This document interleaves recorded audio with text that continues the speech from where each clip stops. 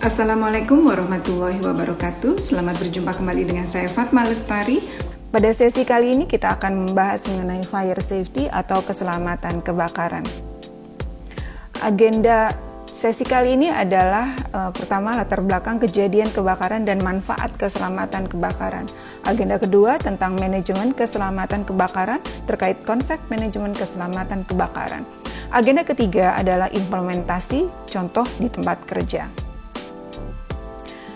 Baik, bagian pertama yaitu latar belakang kejadian kebakaran dan manfaat keselamatan kebakaran. Sebagai contoh, mari kita saksikan kebakaran gedung di Kejaksaan Agung pada tanggal 22 Agustus 2020, di mana diketahui penyebabnya adalah rokok pekerja kontraktor renovasi gedung. Hal ini menunjukkan pentingnya manajemen keselamatan kebakaran atau fire safety management dan juga pentingnya manajemen keselamatan kontraktor atau kita sebut sebagai kontraktor safety management system. Mari kita saksikan videonya sebagai berikut. Krim Polri hari ini mengirimkan surat perintah dimulainya penyidikan atau SPDP ke Kejaksaan Agung terkait kasus kebakaran gedung utama Kejaksaan Agung. 12 orang dari 131 saksi juga diperiksa hari Senin kemarin. Dalam penyidikan kasus kebakaran gedung Kejaksaan Agung, menurut Kepala Biro Penerangan Masyarakat Divisi Humas Polri, Brigjen Awistiono, penyidik mulai memeriksa sebanyak 12 orang saksi. 12 saksi yang diperiksa adalah saksi yang ada di gedung utama Kejagung saat insiden si jago merah melalap seluruh bangunan. Selain itu, penyidik juga telah mengirimkan surat perintah dimulainya penyidikan ke Kejaksaan Agung.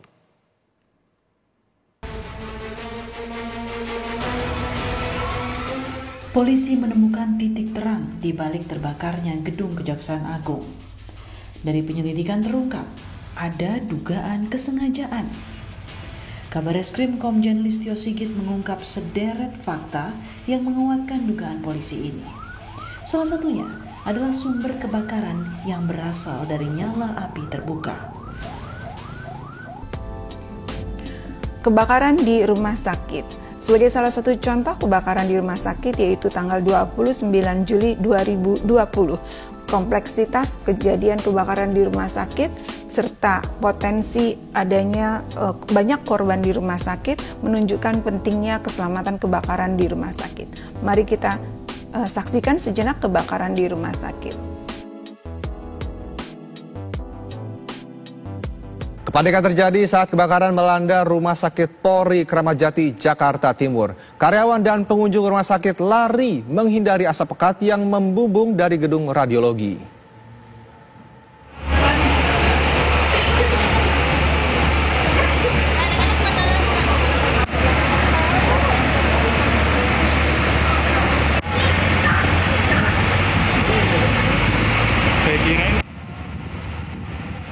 Sejumlah karyawan dan pengunjung Rumah Sakit Polri Kramat Jati, Jakarta Timur berlarian menjauhi ruang radiologi. Mereka lari menghindari asap pekat yang membubung dari gedung radiologi. Kebakaran dan ledakan di pabrik petasan sebagai contoh kebakaran dan ledakan pabrik petasan di Tangerang, yaitu Kamis 26 Oktober 2017 yang menelan korban sejumlah 47 korban meninggal dunia. Hal ini menunjukkan pentingnya kewaspadaan dan juga awareness atau pemahaman tentang bahaya dari bahan-bahan yang mudah terbakar dan juga mudah meledak. Selanjutnya adalah manfaat keselamatan kebakaran. Kita ketahui begitu banyak manfaat keselamatan kebakaran, yaitu yang pertama adalah keselamatan jiwa. Keselamatan kebakaran dapat menyelamatkan banyak jiwa. Manfaat lainnya yaitu proteksi aset, properti, dan lingkungan. Keselamatan kebakaran melindungi aset, properti, dan lingkungan. Manfaat selanjutnya menjaga reputasi dan keberlangsungan usaha. Keselamatan kebakaran menjaga reputasi organisasi atau perusahaan dan keberlangsungan usaha. Manfaat keempat yaitu memenuhi regulasi. Keselamatan kebakaran melindungi perusahaan dan pekerja dari tuntutan pelanggaran regulasi. Bagian kedua tentang manajemen keselamatan kebakaran, yaitu konsep manajemen keselamatan kebakaran. Konsep manajemen keselamatan kebakaran secara garis besar adalah implementasi dari plan, do, check, dan action, di mana pada tahap plan diperlukan adanya komitmen dari leadership, kemudian Fire Risk Assessment antara lain, dan juga Fire Safety Management Plan. Di sini juga termasuk pencegahan kebakaran, kesiapsiagaan kebakaran, dan juga organisasi kedaruratan. Pada tahap do, diperlukan implementasinya dari perencanaan Fire Safety Management, dan tentunya implementasi dari sistem proteksi kebakaran aktif dan pasif. Pada bagian cek diperlukan adanya inspeksi dan audit manajemen keselamatan kebakaran, dilakukan investigasi jika terjadi kebakaran, kecelakaan kebakaran, dan diambil pelajaran terpetik dari kejadian kebakaran tersebut. Dan juga yang tentunya sangat penting adalah adanya exercise dan drill di mana kita bisa mengevaluasi apa yang harus diperbaiki, dan edukasi berkelanjutan dalam bentuk training. Dari sisi diharapkan di sini ada peningkatan berkelanjutan untuk manajemen keselamatan kebakaran.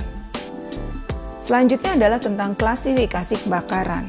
Ada kelas A, kebakaran dapat meninggalkan abu, misalnya kebakaran yang berasal dari kertas atau kayu. Kelas B, kebakaran dari bahan mudah terbakar. Kelas C, kebakaran dari listrik. Kelas D, kebakaran dari logam mudah terbakar. Dan kelas K, kebakaran dari peralatan memasak. Pencegahan kebakaran dapat dilakukan dengan memahami teori segitiga api dan teori tetrahedron api. Awal mulanya diketahui bahwa kebakaran atau api dapat terjadi apabila ada kombinasi dari 3 komponen tersebut, yaitu adanya panas yang dapat berupa api terbuka, rokok, listrik, ataupun las. Adanya oksigen, ketersediaan oksigen di sekitar itu, dan tentunya ada bahan bakar seperti misalnya kertas, furnitur, material mudah terbakar. Belakangan kemudian diketahui segitiga api ini kemudian berkembang menjadi tetrahedron api dengan memasukkan satu tambahan komponen lagi, yaitu chain reaction, sehingga api tidak akan terbentuk tanpa adanya keempat komponen ini. Pada pencegahan kebakaran diperlukan identifikasi bahaya dan risiko kebakaran, pertimbangan keselamatan kebakaran pada tahap perencanaan dan desain, jadi sudah dimasukkan pertimbangan ini pada tahap awal. Adanya eliminasi sumber api, mengurangi sumber api terbuka, electrical safety, good housekeeping. Selain itu, hal yang lain dapat dilakukan adalah menghindari penumpukan bahan mudah terbakar, izin kerja panas atau hot work permit, dan juga manajemen keselamatan kontraktor atau disingkat sebagai kontraktor safety management system. Kita mulai dengan kaji risiko kebakaran atau disebut sebagai Fire Risk Assessment. Fire Risk Assessment dilakukan untuk menilai semua bahaya dan risiko-risiko kebakaran yang dihadapi serta kondisi proteksi kebakaran yang dimiliki saat ini. Fire Risk Assessment juga dilakukan untuk menilai apakah upaya yang dilakukan saat ini sudah sesuai dengan peraturan perundangan. Pada tahap ini dilakukan identifikasi bahaya dan risiko kebakaran, potensi kebakaran, populasi berisiko, juga sistem proteksi kebakaran yang tersedia. Selanjutnya kita akan membahas mengenai sistem proteksi kebakaran dapat berupa sistem proteksi kebakaran aktif dan sistem proteksi kebakaran pasif. Sistem proteksi kebakaran aktif adalah sistem proteksi kebakaran yang teraktivasi ketika terjadi kebakaran. Dapat meliputi alarm, detektor, pemadam api, sprinkler, hidran dalam gedung, dan hidran luar gedung. Sistem proteksi kebakaran pasif dapat meliputi lampu emergensi, sistem jalur dan proses evakuasi, tanda-tanda evakuasi, sistem pengendali asap, fire door, dan juga kompartemenisasi serta akses pemadam kebakaran dan master point. Pada bagian ketiga adalah contoh implementasi di tempat kerja. Dalam hal ini saya ambil contoh di industri, gedung, dan rumah sakit. Kita mulai dengan manajemen keselamatan kebakaran di industri. Kita ketahui bahwa berdasarkan NFPA tahun 2016 terdapat 37.000 kebakaran industri yang menyebabkan 18 kematian, 279 cedera, dan menghabiskan $1 billion untuk kerusakan properti. Hal ini dikarenakan manajer dan pekerja tidak memahami risiko kebakaran di tempat kerjanya. Pada industri migas merupakan major hazard industry yang dapat menyebabkan kebakaran, ledakan, dan juga polusi lingkungan serta kecelakaan.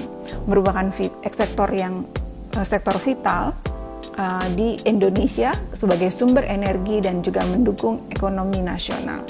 Tujuan utamanya adalah untuk workers life safety, installation safety, environmental protection, dan juga public safety. Apabila terjadi kegagalan untuk mengoperasikannya secara aman, maka dapat menyebabkan bencana industri. 5 penyebab utama kebakaran dan ledakan di industri adalah berasal dari combustible dust, hot work, flammable liquid, equipment dan machinery, dan juga bahaya listrik. Manajemen keselamatan kebakaran di industri antara lain hampir sama seperti secara umum manajemen keselamatan kebakaran. Ada penambahan sedikit dalam hal ini. Pentingnya perencanaan dan desain di tahap awal dapat berupa fire barrier dan ban wall, hazardous area classification, dan juga site layout dan pembatasan area, serta fire control di lokasi. Karakteristik yang perlu diketahui juga adalah bahan yang digunakan. Bahan mudah terbakar dan mudah meledak. Kemudahan terbakar diukur dari flammability-nya berdasarkan flash point-nya. Flash point bahan mudah terbakar sangat mudah terbakar apabila flash point-nya kurang dari 23 derajat Celcius. Flash point antara 23 hingga 61 derajat Celcius kemudahan terbakar sedang, dan jika flash point di atas 61 derajat Celcius tidak mudah terbakar. Ilustrasi kemudahan untuk meledak disajikan dan juga explosive limit disajikan pada sebagian sebelah kanan. Hal ini juga berlaku untuk kemudahan terbakar atau kita sebut sebagai flammability limit. Pada bagian bawah, apabila jumlah bahan bakar terlalu sedikit atau kita sebut lebih kecil dari lower explosive limit atau lower flammability limit, maka tidak akan terjadi kebakaran. Pada range flammability limit di tengah, ini makin lebar kisaran EEL dan UEL, makin besar bahaya kebakaran. Lower explosive limit adalah konsentrasi terendah dari sebuah bahan mudah terbakar di udara yang akan dapat terbakar. Upper explosive limit atau upper flammability limit adalah konsentrasi tertinggi sebuah bahan mudah terbakar di udara yang akan dapat terbakar. Berbagai contoh nilai lower explosive limit untuk metanol adalah 6%, sedangkan UEL-nya 36%. Kisarannya adalah 30% dan ini menunjukkan lebar. Makin lebar, makin besar bahaya kebakarannya. Untuk karbon dioksida adalah 1% hingga sampai dengan 50%. Kisarannya 49%, ini juga masih termasuk lebar. Untuk benzen, kisarannya adalah 6,2% dan tergolong sempit. Selanjutnya, jenis kebakaran dan ledakan di industri dapat berupa vapor cloud fire and explosion, flash fire, pool fire, jet fire, running liquid fire, fireball, dan boiling liquid expanding vapor explosion. Pencegahan kebakaran di industri dapat berupa menerapkan hazardous area classification, fire and explosion risk assessment, deteksi dini kebakaran dapat berupa menggunakan detektor asap, kebocoran, flame, heat, ataupun gas detektor, site layout dan siting, serta pengaturan jarak aman.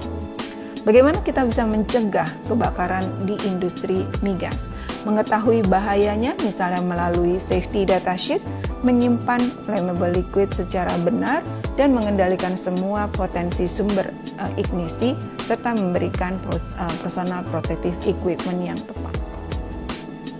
Dapat pula dilakukan dengan melakukan fire control, misalnya penerapan ban wall, firewall, extinguishment of fire, control of burning, exposure prevent protection, dan pencegahan kebakaran. Sehingga industrial fire prevention dan protection meliputi fire and explosion risk assessment, active fire and explosion protection, passive fire and explosion protection, dan juga emergency response, safety inspection, audit, dan training. Selanjutnya kita akan membahas mengenai manajemen keselamatan kebakaran gedung. Untuk manajemen keselamatan kebakaran gedung ini, konsepnya sama seperti PDCA dengan penambahan pada perencanaan dan desain serta pertimbangan evakuasi penghuni gedung tinggi, fire door dan juga kompartemenisasi serta sistem pengendali asap. Selebihnya sama seperti manajemen keselamatan kebakaran secara umum. Sistem proteksi kebakaran gedung meliputi sistem proteksi kebakaran aktif dan sistem proteksi kebakaran pasif yang disajikan pada bagian slide ini. Sistem pengendali asap berguna untuk mengendalikan asap. Asap bersifat toksik karena mengandung senyawa-senyawa berbahaya misalnya karbon monoksida, hidrogen sianida, radikal bebas, dan partikulat. Sistem pengendali asap dapat mencegah penyebaran api dan memudahkan proses evakuasi. Selanjutnya kita akan bahas bagaimana penerapan manajemen keselamatan kebakaran di rumah sakit. Diketahui 5.700 kebakaran fasilitas kesehatan dan 1.100 kebakaran rumah sakit berdasarkan US FEMA sejak tahun 2012 hingga 2014. Manajemen keselamatan kebakaran rumah sakit dimulai dari leadership, kemudian fire risk assessment, fire safety management plan, dan juga pertimbangan perencanaan dan desain, serta lainnya. Pada tahap implementasi ditambahkan diperlukan pertimbangan evakuasi pasien, fire door, dan kompartemenisasi serta sistem pengendali asap. Selebihnya, manajemen keselamatan kebakaran di rumah sakit hampir sama dengan manajemen keselamatan kebakaran secara umum. Fire risk assessment di rumah sakit harus dilakukan dengan mempertimbangkan ruangan-ruangan penting di rumah sakit, ruang operasi, ruang rawat inap, IGD, layanan ruang praktek, dan juga sistem proteksi kebakaran yang tersedia, hingga sistem tenaga listrik darurat dan peralatan, serta parkiran. Semua ini harus masuk ke dalam fire risk assessment.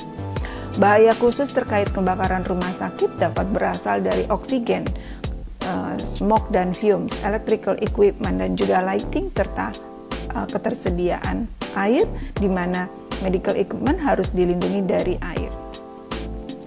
Fire door dan kompartemenisasi, hal ini menunjukkan pentingnya fire door dalam mencegah penyebaran kebakaran, di mana dapat diterapkan di rumah sakit agar api tidak menyebar, sehingga tidak harus dilakukan evakuasi secara menyeluruh dan hanya sebagian kecil saja.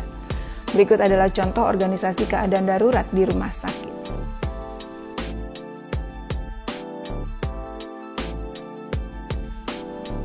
Sistem dan jalur evakuasi harus diklasifikasi pasien yang memerlukan immediate danger, memerlukan evakuasi secara langsung, pasien ambulans, pasien yang dalam general care unit yang memerlukan transport assistance, pasien di ICU, dan juga pasien di operating room.